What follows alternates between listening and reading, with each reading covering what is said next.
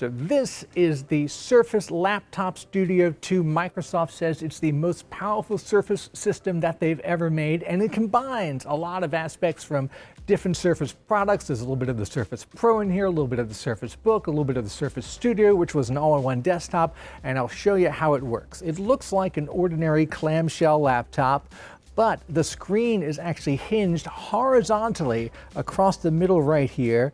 You can tilt it up like this. You bring it forward and the screen then sits in front of the keyboard, just leaving you the trackpad and a screen. And that's a great kind of like a kiosk mode, I would call it. If you're watching video, if you're playing a game, it's really an interesting way to interact with a computer. It's not the first time I've ever seen this design, but it's not a very common design for a hybrid 2-in-1.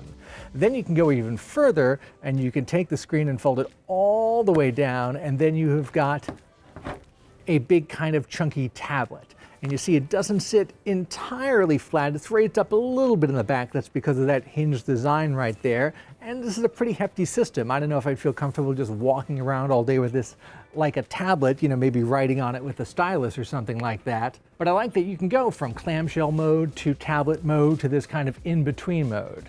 This has got a 13th generation Intel Core i7. That makes it the most advanced Surface you can get right now. You can actually get up to 64 gigs of RAM in this.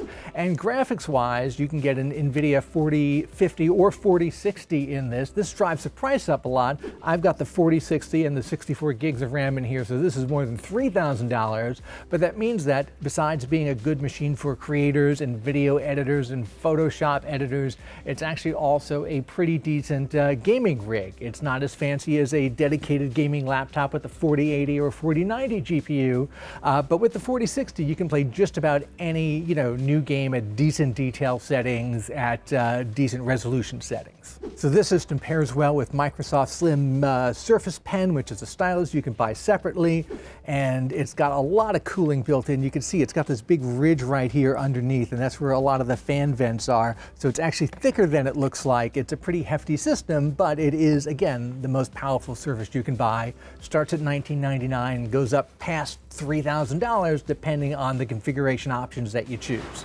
At the other end of the scale is the Surface Laptop Go 3. This is the third generation of this budget laptop from Microsoft. The first generation that I reviewed back in 2020 started at $550. The second generation, I think, was 2022. It was $600. Now we're up to $800 to start, which makes this not quite a budget laptop, but that's inflation for you. It looks and feels very much the same. It's an aluminum body. It's actually, for a budget laptop, a very nice, solid feeling metal laptop. I think the keyboard is great. The touchpad is about as good as you'd get on a more expensive Windows system. And it's got an 11th Gen Core i5 in it. Configuration options, you can change the color a little bit. This is sage, which is supposed to look kind of greenish. And you can also get either 8 or 16 gigs of RAM. All the configurations right now at least come with a 256 gig SSD. So that's some storage. It's not a ton of storage, but it's some storage. However, that more expensive configuration, that's $999, and for $999 you can get a slightly older M1 MacBook Air, so you're kind of already out of budget territory. You gotta get that complicated math of building the perfect budget laptop in there. So while I like the overall design, I like the keyboard, and I think you get a decently powerful system for the price, there are a few things that bug me about this, especially because they've raised the price. Number one is you don't get a backlit keyboard, and with these kind of gray keys on this kind of dark greenish body, I think it's very easy for the keys to get lost if you're in dim lighting.